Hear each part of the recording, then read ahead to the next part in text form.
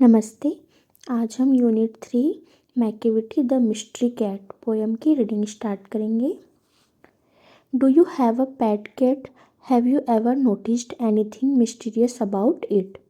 It is not easy to say whether every cat is a mystery, but McCavity is one for sure. What is it that makes him a perfect mystery cat? Read the poem and find out. क्या आपके पास पालतू बिल्ली है? क्या आपने कभी उसमें कुछ रहस्यमयी देखा है? यह कहना आसान नहीं है कि हर बिल्ली रहस्यमयी होती है, लेकिन मैकेविटी ज़रूर है। ऐसी कौन सी बात है जो उसे एक परफेक्ट रहस्यमयी बिल्ली बनाती है? कविता पढ़िए और पता लगाइए। Macavity is a mystery cat. He is called the hidden paw. Macavity एक रहस्यमयी बिल्ली है। उसे छिपा हुआ पंजा कहा जाता है। हिडन पाव यानी कि छिपा हुआ पंजा, पाव यानी पंजा होता है। Okay.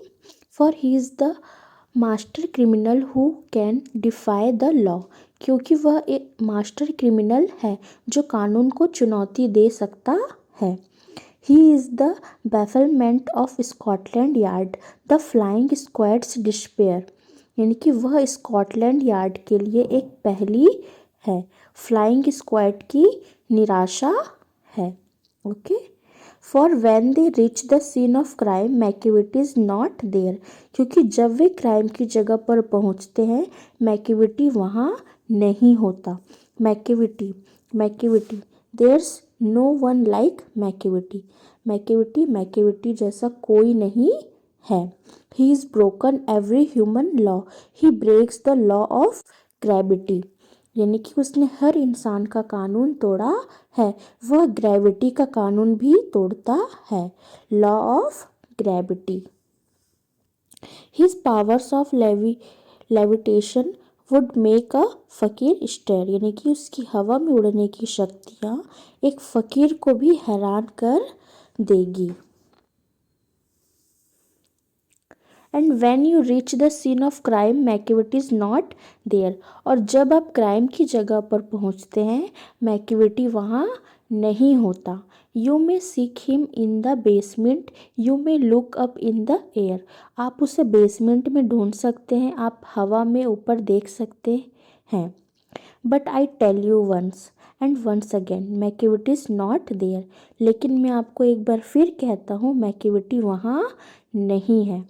Macavity is a ginger cat. He is very tall and thin. Macavity एक नारंगी बिल्ली है। वह बहुत लंबा और पतला है।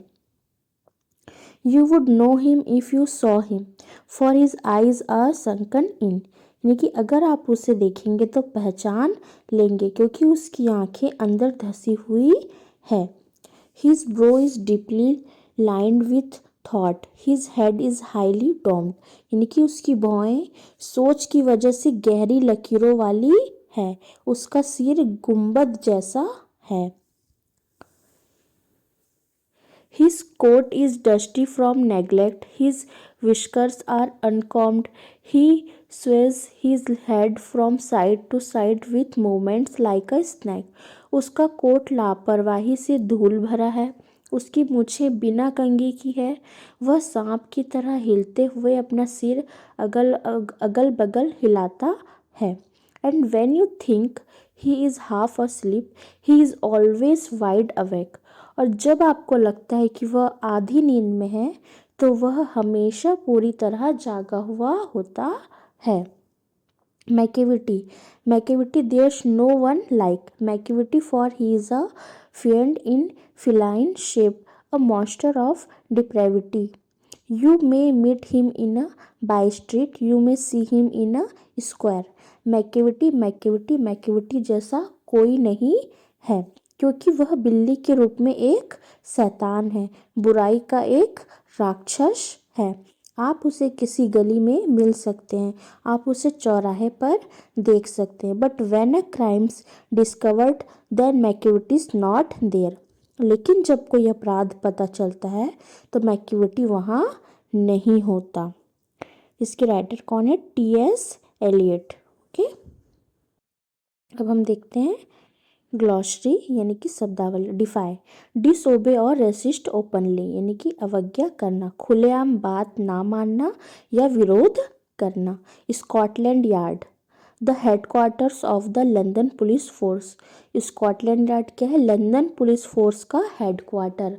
लंदन पुलिस फोर्स का हेडक्वार्टर क्या है? Scotland yard.